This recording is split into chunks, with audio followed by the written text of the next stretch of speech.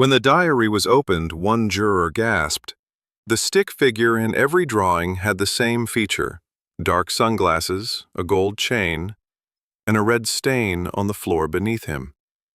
The courtroom lights were harsh, sterile, bright, exposing, but nothing silenced the room like the sound of that spiral notebook hitting the evidence table. It was small, worn, the kind of notebook you'd find under a child's bed, half filled with forgotten doodles. But this one, it had secrets. The nanny, Helen Barlow, stood with calm defiance. She wasn't young, not anymore. Her gray hair was pulled into a tight bun, her eyes sharp and tired. She placed her hand on the notebook and spoke directly to the judge. "Your Honor, this diary belonged to Lila Combs, Sean's daughter. She was 6 when she drew these. She couldn't say what happened, but she could draw it." The prosecutor, ADA Nina Reyes, approached gently. "Ms. Barlow, when did you discover this diary?" Helen answered without pause. "About a year ago. I was packing to leave the estate after being let go. I found it tucked behind her dresser. She'd hidden it under a layer of stuffed animals, like she knew no one was supposed to see it." Judge Harmon leaned forward. "What exactly is inside?" Helen opened to a random page and held it up. There was a crude stick figure drawn in black crayon, big square sunglasses, a gold necklace in thick yellow strokes. And under the feet, a splash of red. A juror audibly gasped. Reyes spoke softly. "And how many drawings like this are in the notebook?" Helen's voice was steady. "Almost 50. Some in color, some repeated. Always the same man, always the same room, always that red mark near his feet." Puff Daddy sat motionless at the defense table. His hands were locked in front of his lips. He didn't look at the notebook, didn't flinch. The courtroom projector flickered to life. Reyes displayed a scanned page, the same stick figure, this time standing in front of what appeared to be a locked door, childlike handwriting beside it. "Don't open this." "Reyes, do you believe these drawings depict real events, Ms. Barlow?" Helen looked at the jury. "I do, because I was there for 9 years and I saw things I couldn't explain. Bruises, night terrors, children screaming in rooms with no adults.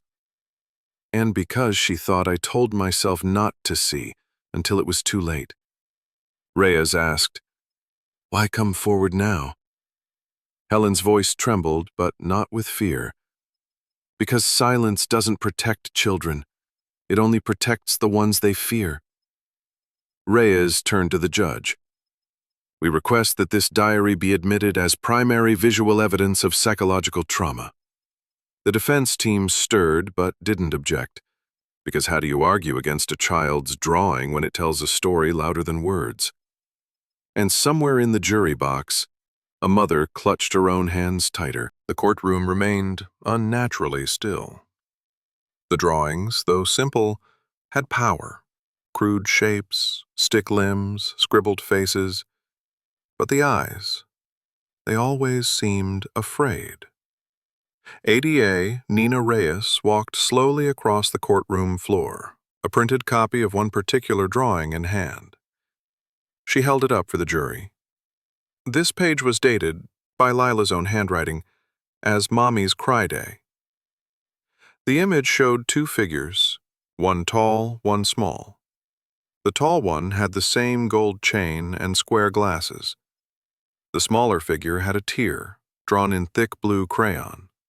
Beside them, a red oval. A puddle? A rug? Blood? Hard to say. But the courtroom had its own idea.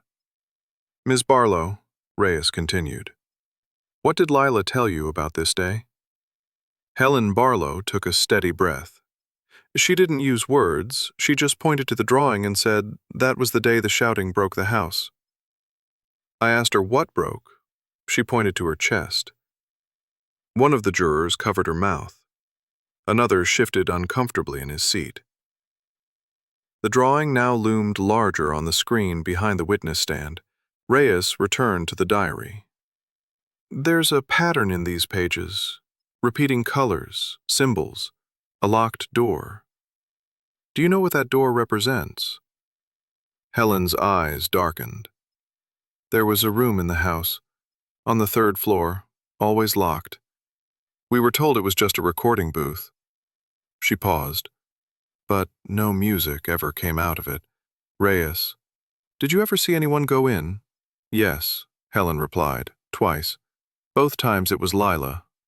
Once she came out screaming. Diddy's lawyer, Michael Trent, stood up suddenly. Objection, speculation. There is no proof that door is connected to trauma. Judge Harmon responded calmly. Sustained. The jury will disregard that last statement. But they didn't.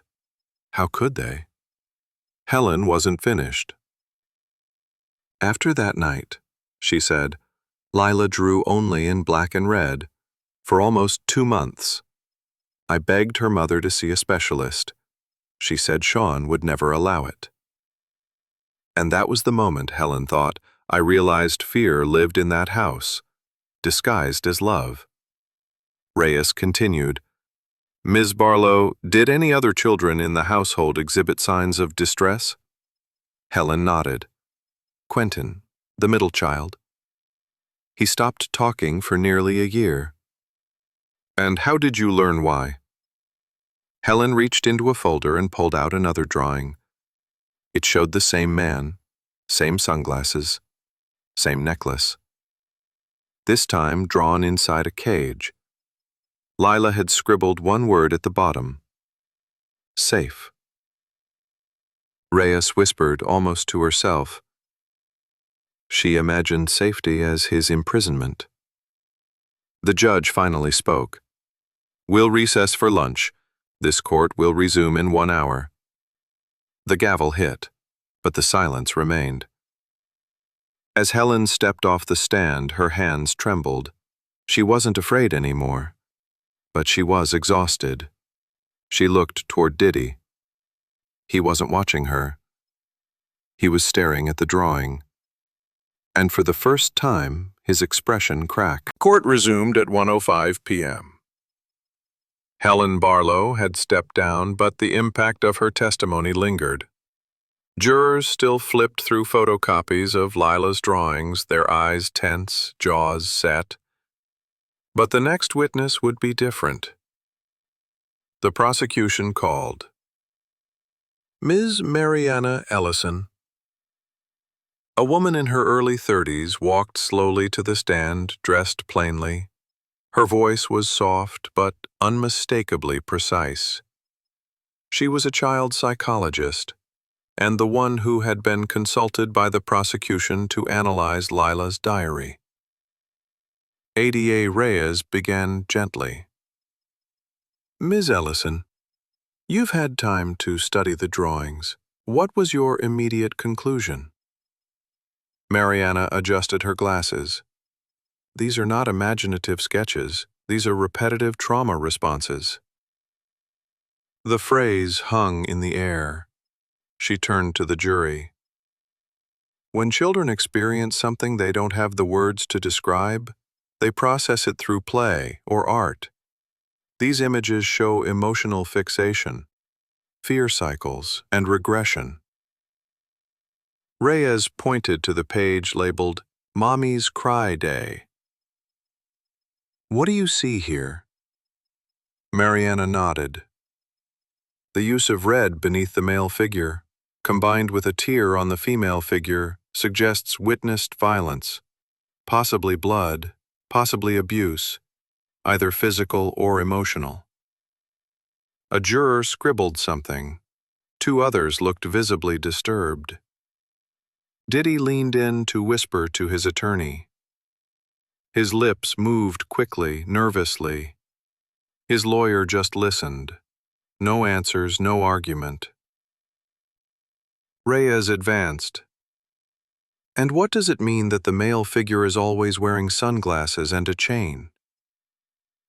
Mariana didn't hesitate. It shows power, untouchability, and anonymity. It's how the child identifies the threat, not by a face, but by objects that remain constant, no matter what happens. She paused. Children don't lie consistently, but they draw honestly. And these drawings, Mariana thought, are screaming. Reyes produced the final drawing. Lila had drawn a stick figure curled under a bed. Above the bed, musical notes. Below, a single word, scratched violently in black. Noise. Reyes asked, "Do you know what this represents?" Mariana spoke carefully. "I believe this refers to the locked room Ms. Barlow mentioned. The child associates music with trauma.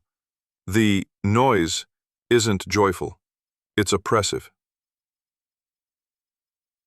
Suddenly, from the defense table, Diddy stood. "Objection!" his attorney barked. "He's not allowed to speak directly." But Diddy raised his hand. "I want to say something." The courtroom froze. Judge Harmon looked down at him, stone-faced. "Mr. Combs, unless you intend to testify under oath, you will remain silent." Diddy sat down, slowly.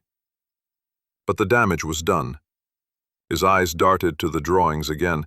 His finger traced one of the images, the stick figure in red, the child curled in black. For the first time, Diddy looked afraid. Prosecution calls Quentin Combs to the stand. The words dropped like thunder. Even Reyes spoke them with care. Gasps echoed across the room. The cameras tilted. The gallery stirred. Diddy's middle child, now 17, entered the courtroom in silence. He wore a gray blazer, one size too large, and walked like someone twice his age. No entourage, no emotion, just purpose. He sat down. He didn't look at his father. Reyes approached slowly, gently. "Quentin, do you feel safe speaking here today?" A long pause. Then, "Yes." His voice was deeper than expected, calm, but weathered. "Reyes, do you remember the drawings your sister made?" Quentin nodded. "I helped her hide them." The jury leaned in. "Reyes, why did you hide them?" Quentin turned slightly. "She said if anyone found them, they'd go away like the music teacher. I didn't know what that meant, but she was crying when she said it." Diddy flinched. His attorney whispered something. He didn't respond. Reyes continued. "Do you recall anything specific from the locked room?" Quentin froze, then slowly answered. "There was a buzzer, like a hotel doorbell. If it rang, someone had to go up. Always alone, always at night." "Reyes, did you go?" He hesitated, then nodded. "I did. Twice." You could hear the hum of fluorescent lights. That's how quiet it had become. Reyes's voice softened. "Can you tell us what happened?"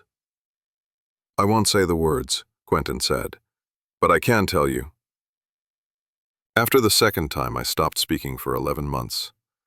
And when I finally did, the first thing I said was, I want to live somewhere else." A tear ran down Helen Barlow's cheek from the gallery. Quentin reached into his coat pocket. "I brought something," he said. "It's from Lila. She told me to give it to someone if things ever felt real." He held out a folded index card. A courtroom clerk retrieved it and handed it to Reyes. Reyes read it aloud. Childlike handwriting. "If you're reading this, thank you. We thought no one would ever believe us. Please help Daddy be different." The air cracked. Even the judge exhaled slowly. Even Diddy dropped his gaze. Reyes looked to Quentin. "One last question. Why come forward now?" Quentin's eyes for the first time met his father's. "Because I want a family. And I can't build one on top of something I never survived. And for the first time, Diddy thought, my legacy is no longer mine. Reyes nodded. No further questions. Quentin stood, buttoned his jacket, and walked back toward the gallery. He passed his father, didn't look. But Diddy turned and watched his son walk away. The courtroom had never been quieter. The judge, the jury, even the press gallery, all suspended in breathless pause. Diddy hadn't moved in minutes. Before him, pages of crayon-colored trauma sat like an indictment. Drawings, scribbles, children's tears frozen in wax. Judge Harmon cleared his throat. Mr. Combs, the court is aware you've requested to speak. You understand this is voluntary and you are waiving your right to silence? Diddy stood slowly. His hands didn't shake. But his voice, when it finally came, was not the voice of a mogul. It was the voice of a man who realized he'd already lost. I didn't think they remembered. He looked toward the jury, but his gaze never held. I thought I was protecting them. From chaos, from truth. Maybe from me. He looked at Quentin, then to the empty seat that once held Helen. I didn't know how to be a father. I knew how to be untouchable. But nobody teaches you how to love when all you've known is power. Silence again. Then a final breath. I don't ask for forgiveness, but I believe them. Gasps, whispers. One juror turned away to hide a tear. Judge Harmon nodded. This court will reconvene at 9 a.m. tomorrow for closing arguments. Gavel down. Session adjourned. Outside the courthouse, dusk had painted the sky in ash and fire. Reporters swarmed. Microphones waited. Cameras blinked. But Quentin and Lila, now side by side, walked past all of it. No comments, no anger, no celebration. Only stillness. Inside the building, Diddy sat alone in the defense chamber, his hands folded. His reflection caught faintly in the black glass of the turned-off monitor. He opened the final page of the diary, the one no one had read aloud. A single drawing. A family. Stick figures, standing under a tree. Sun overhead. No red, no shadows. Beneath it, just one word. Maybe. And for the first time in years, Diddy let go of the mask. He wept.